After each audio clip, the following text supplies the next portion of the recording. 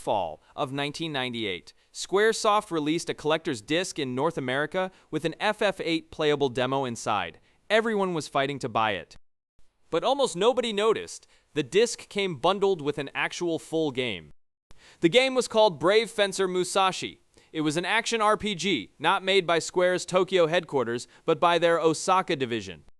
Osaka had only been set up in 1996. They were Square's second-string team. Director was Yoichi Yoshimoto. Producer was Yusuke Harada. Hironobu Sakaguchi got an executive credit, but Sakaguchi was in Tokyo, busy with FF8. The Osaka team ran Musashi themselves. Character design came from Tetsuya Nomura, who was also working on Parasite Eve that year. Music was by Tsuyoshi Sekito, his first Squaresoft gig. Pre-production began in February 1997. Osaka wanted to prove something. Square wasn't just a turn-based RPG factory. They could make real-time action RPGs too. In 1998, that wasn't a small ambition. The story premise is very Japanese. The hero is a boy named Musashi, reincarnation of a legendary swordsman summoned to another world by a princess to fight the Thirst Quencher Empire.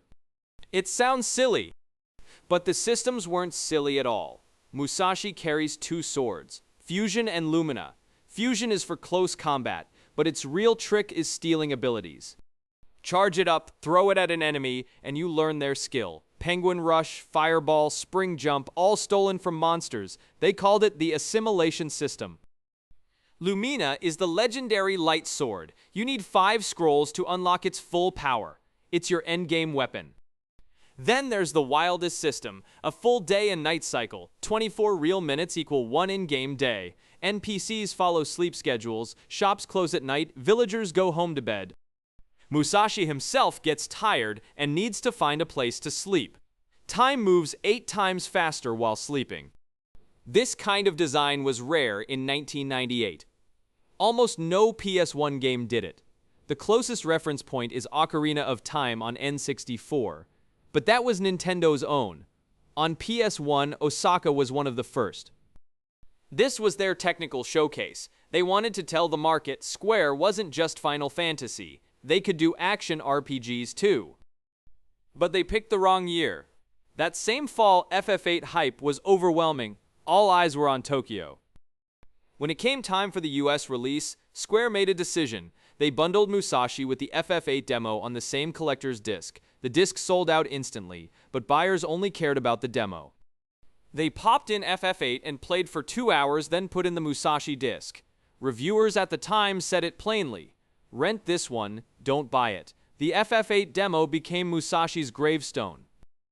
Japan was a little better, no bundle there.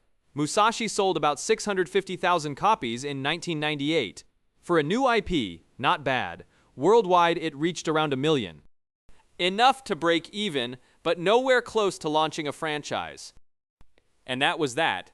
7 years later, late in the PS2 era, Square Enix remembered the name and decided to make a sequel called Musashi Samurai Legend. Released in 2005, cel-shaded art style, the assimilation system was still there. But tastes had changed. Water scenes dropped to 19 FPS. Reviews were mixed. It sold about 150,000 copies. Compared to the first game's million, that's nearly a 90% drop. The series died right there. Musashi became a label only old fans remember. Square Enix never touched it again. Looking back now, Musashi didn't really do anything wrong. It had a complete action system, Nomura's character designs, Sekito's soundtrack. It was just born at the wrong time, same year as FF8, and bundled on the same disc.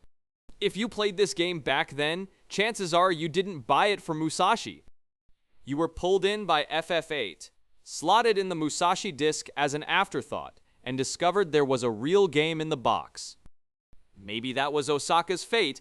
They made a lot of interesting bets, but they always lived in Tokyo's shadow. Musashi was just one of them.